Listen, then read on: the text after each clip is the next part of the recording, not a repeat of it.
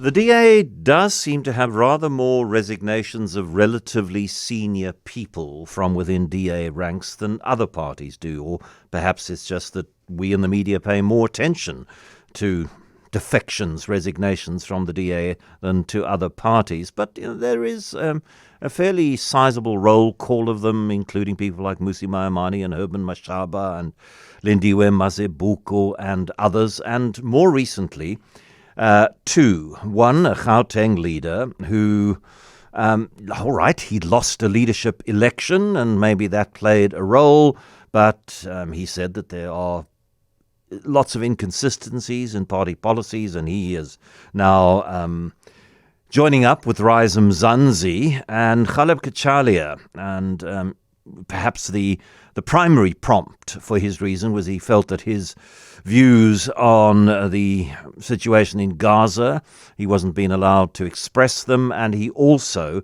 had issues with what he described as a sort of wider rightward drift within the DA.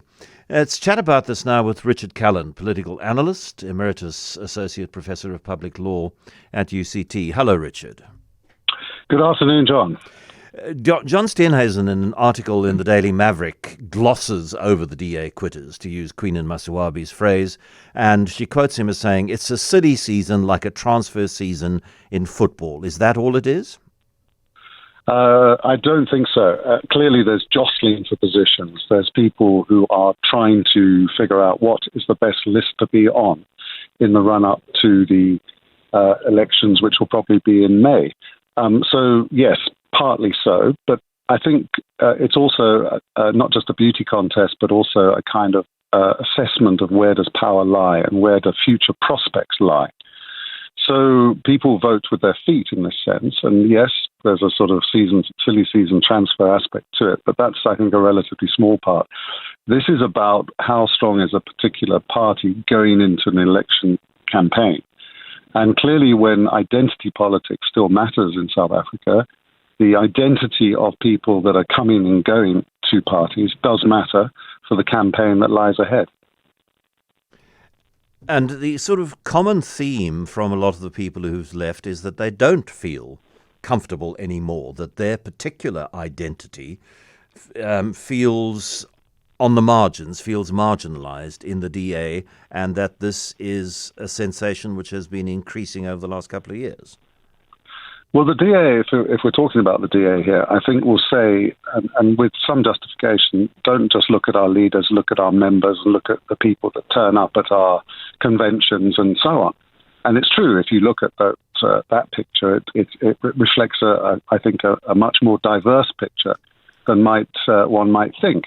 So, the big names may leave, or some of them may leave, and it's true that the DA has lost a significant number of black leaders over the last 5 or 6 year period, really ever since Mmusi Maimane was the scapegoat for the backward move of the DA in the 2019 election, when I think the Old Boys Network kicked in to the DA and panicked a bit and decided that the leader needed to go.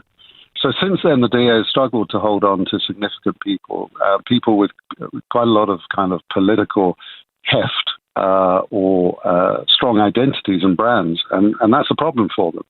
And of course, then sometimes it's about position and patronage and power, but sometimes it's about issues of principle. And clearly, with the most recent one that you mentioned in your intro, Ghaleb Cachalia, it's very much an issue of principle, I think, because his position on Palestine and Gaza is very clear and very specific, and he feels that he was badly and wrongly treated by the DA. Now, finally, John, the issue perhaps that lies behind this for parties is perhaps do they have to choose between their donors and their leaders? And that may be a tough political choice in some cases, because parties do need money, they need resources to run campaigns. But on the other hand, they shouldn't be led or pushed into positions that are unprincipled by donors. Yeah, I'm interested, and I want your view, please, Richard, on the degree of damage that might be done to the DA's vote if those elections happen in May by what they say is a misperception of their stance on Gaza. They say they are still fully committed to a two-state solution, to a ceasefire, to peace, to the return of hostages, all of those things. But certainly there is a significant... One's never entirely sure whether what reaches the public through social media or traditional media is representative of the broader, quieter grouping of people. But there does seem to be an enormous amount of Muslim and pro-Palestinian anger at the DA position. And is it sufficient enough to significantly affect their electoral support? Well, first of all, John, I think it seems to be the position of the DA that they favour a two-state solution, and that was expressed by their foreign affairs spokesperson Emma Powell in a tweet at the weekend. The problem for them is this, that is no longer a good enough answer to what is going on in Gaza, because what is going on in Gaza, to anybody who cares about international law, about human rights, and about the plight of the Palestinian people, will want a lot more than that. They will want, at the very least, a clear, uncategorical, unequivocal, I should say, call for a ceasefire, first and foremost. And secondly, a support for the position that this, in fact, is a genocidal act by the Israeli state. Now, the DA position falls far short of that, does it not? And therefore, for Muslim voters for whom this is an extremely important issue, that, I think, is clear. That's a problem. Now, we know that the DA's position, the political support in the Western Cape depends significantly on coloured working class votes. That's been its kind of core vote for many elections. And one of the golden rules of politics, John, is that you should never take liberties with your core vote, your base, as it's called. And if that's the DA's base, then they are taking a risk with this position.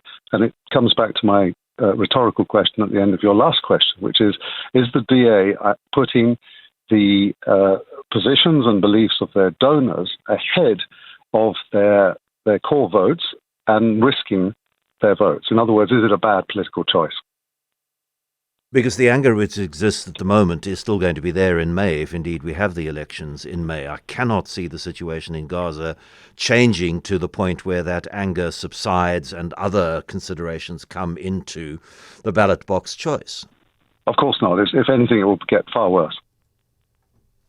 So a risk, a huge Indeed. risk. Richard Calland, thank you very much indeed. Political analyst, emeritus associate professor of public law at UCT.